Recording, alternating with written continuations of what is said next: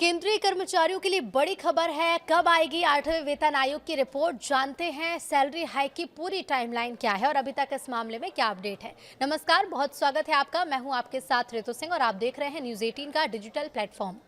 8वें वेतन आयोग को लेकर इस वक्त चर्चाएं तेज हो गई हैं। केंद्रीय कर्मचारी और पेंशनर्स की नजर इस वक्त फिटमेंट फैक्टर पर है, जो सैलरी और पेंशन में बढ़ोतरी तय करने में भूमिका निभाता है।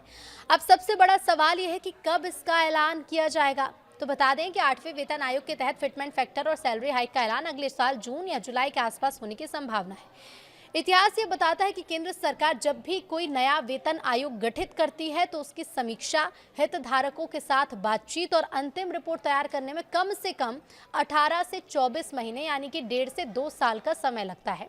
पीएम मोदी की अगुवाई वाली सरकार ने 8वें वेतन आयोग का गठन 3 नवंबर 2025 को किया। इसके बाद सरकार ने आयोग को अपनी रिपोर्ट सौंपने के लिए शुरुआती तौर पर 18 महीने का समय दिया। हालांकि हाल ही में विभिन्न विभाग और कर्मचारी यूनियन से सुझाव और ज्ञापन स्वीकार करने की अंतिम तिथि को बढ़ाकर 15 जून 2026 कर दिया गया। अब आयोग द्वारा सभी सुझावों का विश्लेषण करने के बाद शुरुआती 2027 तक अपनी अंतिम रिपोर्ट सरकार को सौंपे जाने की उम्मीद है। आयोग से रिपोर्ट मिलने के बाद वित्त मंत्रालय इसका मूल्यांकन करेगा। पुराने ट्रेंड्स को अगर देखें तो केंद्रीय कैबिनेट द्वारा फिटमेंट फैक्टर और नए सैलरी स्ट्रक्चर का आधिकारिक ऐलान जून या जुलाई 2027 में होने की संभावना है। बताया जा रहा है कि आयोग 2.64 से 2.86 के बीच फिटमेंट फैक्टर तय कर सकता है और इस हिसाब से मिनिमम बेसिक सैलरी में 47,500 रुपए से 51,500 के दायरे में बढ़ोतरी हो सकती है। इससे कर्मचारियों की टेक होम सैलरी में सीधे तौर पर 15 से 25% तक की शुद्ध बढ़ोतरी दर्ज की जाएगी।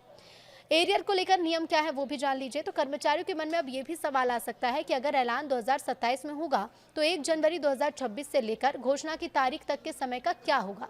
तो केंद्र सरकार का ये नियम है कि नया वेतन आयोग हमेशा अपनी तय तिथि, जो कि इस बार 1 जनवरी 2026 से ही प्रभावी मानी जाएगी, यानी कि जून या जुलाई में जब कैबिनेट की इस पर मुहर लग जाएगी तब से बढ़ी हुई सैलरी मिलनी शुरू हो जाएगी।